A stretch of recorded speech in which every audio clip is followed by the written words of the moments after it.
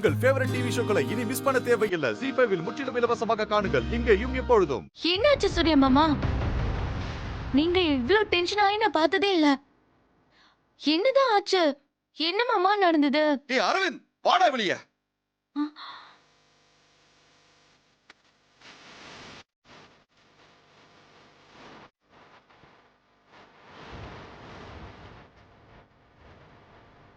என்னாச்சு? டேய், ஐயோ என்னாச்சு இவனுக்கு? ஐயோ பாப்பு சட்டையை பிடிச்சி கிழிச்சிருவான் போல இருக்குதே. டேய், எதுக்காக என்கிட்ட போய் சொன்ன? எதுக்காக போய் சொல்லி ஏமாத்துன? சொல்றா. இல்ல ப்ரோ. என்னாச்சு சூர்யா? ஏ அரவிந்த், சூர்யாவுக்கு கோவம் வர அளவுக்கு நீ என்ன பண்ண? சூர்யா, அரவிந்த் என்னப்பா தப்பு பண்ணா? எதுக்காக இவ்ளோ கோவம்? இவன் என்கிட்ட போய் சொல்லியிருக்காமா? உண்மையை சொல்றா. அன்னைக்கு உனக்கு அந்த கருப்பு உருவம் தெரியும்னு சொல்லி எனக்கு ஒரு போட்டோ சென்ட் பண்ணல, அது உண்மையா? அந்த உருவம் யாருன்னு உனக்கு தெரியுமா? சொல்றா.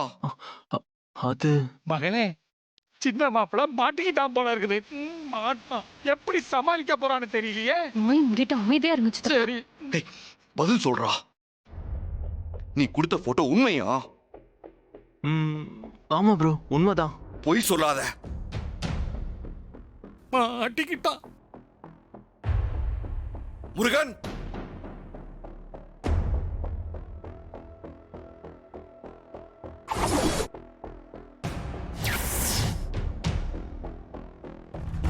ஆஹா,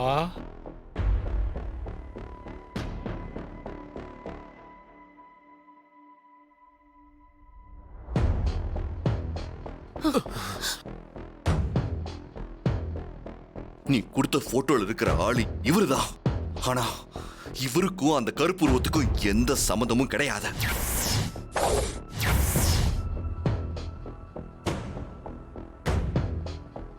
சார், எதுக்காக என் போட்டோவை கொடுத்து இவ்வளவு சிக்கல்ல மாட்டி விட்டீங்க?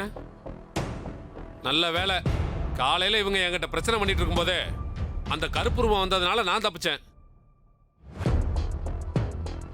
இல்லைன்னா இவங்க என்ன நம்பியிருப்பாங்களா?